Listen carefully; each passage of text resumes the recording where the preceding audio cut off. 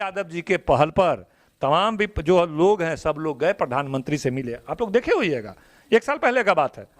प्रधानमंत्री से जाकर के मिले, प्रधानमंत्री जी को पूरे वस्तु स्थिति से अवगत कराया। प्रधानमंत्री जी का ठीक है, इस पर हम विचार करके अपना निर्णय बताएंगे। 10 दिनों के बाद, 1 सप्ताह के बाद उनका फैसला आया कि नहीं भाई, देश में जातिगत जनगणना नहीं कराएंगे। वो करा ही नहीं सकते थे। आरएसएस कभी इसका समर्थन नहीं देता, क्योंकि वो जानता है कि जब आपको आपकी ताकत का एहसास हो जाएगा, आपको अपनी संख्या का एहसास हो जाएगा, तो आप अपने अधिकार के लिए लड़ने के लिए आप खड़े हो जाइएगा, तो उनका पॉलिसी फेल कर जाएगा, उनका जो उद्देश्य है वो फेल कर जाएगा। इसीलिए वो किसी कीमत पर नहीं चाहते थे। उन्होंने इनकार कर दिया, क्या नहीं, भारत में जातिगत जनगणना नहीं होगा। तब हम लोगों ने मुख्यमंत्री से कहा कि भैया जब आप तैयार हैं, हम तैयार हैं, तब कराइए, बिहार में कम से कम कराइए। तो बिहार में जातिगत जनगणना शुरू हुआ। आप लोग के घर पे भी आया होगा सब रिपोर्ट लेने के लिए। उसमें जातिगत और आर्थिक दोनों जनगणना हो रहा है कि आपका क्या स्थिति है, घर है, मकान है, मोटरसाइकिल है, कार है। हाँ, तो होना शुरू हुआ। फिर वो लोग कोर्ट के माध्यम से पहुंच गया, इस पर रोक लगवा दिया और पूरे देश में यह चर्चा का विषय हो गया। जबकि बिहार में जातिगत जनगणना हो रहा है, तो उत्तर प्रदेश में भी हल्ला हुआ, तमाम देश में हल्ला हुआ कि भाई हर जगह हो, हर जगह हो, हर जगह हो।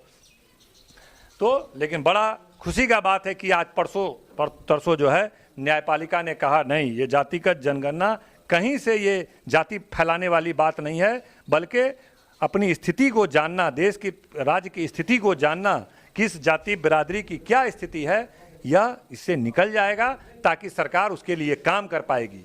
तो इसलिए उसका समर्थन किया। और एक बहुत बड़ा तमाचा उन लोगों को लगा जो लोग इसका विरोध कर रहे थे, चाहे प्रधानमंत्री हो, चाहे भाजपा हो, जो यह कहती थी कि जाति आधारित जनगणना ठीक नहीं है। उसको कोर्ट का तो तमाचा लगा, कोर्ट ने कहा नहीं, बिल्कुल ठीक है। तो अब जातिगत जनगणना कराने का काम हो रहा है। इससे बड़े पैमाने पर लोगों को फायदा होगा।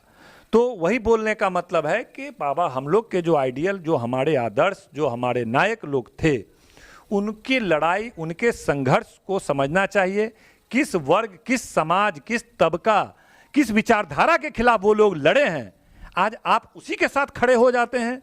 प्रत्यक्ष और अप्रत्यक्ष रूप से हम उसी के साथ खड़े हो जाते हैं, किसी लालच में, किसी प्रलोभन में कि हमको मंत्री बना देगा, हमारे पार्टी को 5 गो सीट दे देगा, हमको ये मंत्रालय दे देगा, हमको वो दे देगा, हमको वो दे देगा। समझिए बात को, जिससे हमारे पूर्वज लड़ते आए हजारों साल से, आज हमारे ही लोग उसके साथ खड़े नजर आते हैं।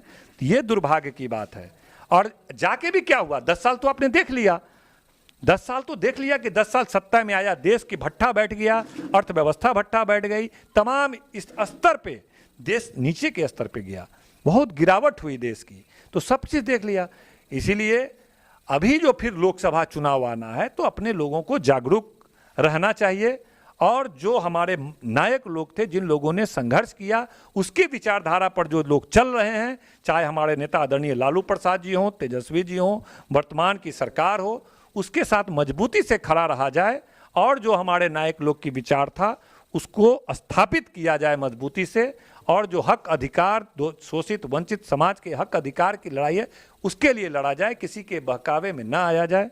बस यही विमर्श के लिए कि ये चर्चा गांव में, टोला में हम लोग को बैठ के करना चाहिए कि भैया भरम में किसी के मत आओ, किसी के बहकावे में मत आओ। पाकिस्तान और चाइना और इधर उधर मत देखो, अपनी स्थिति देखो, अपने देश की स्थिति देखो, अपने समाज की स्थिति देखो, महंगाई देखो, बेरोजगारी देखो और विचारधारा देखो। यही चर्चा करने के लिए हम लोग आए थे। आप तमाम लोग से भेंट बात भी हो गया। बहुत धन्यवाद, आभार। बात को समाप्त करते हैं। शुक्रिया।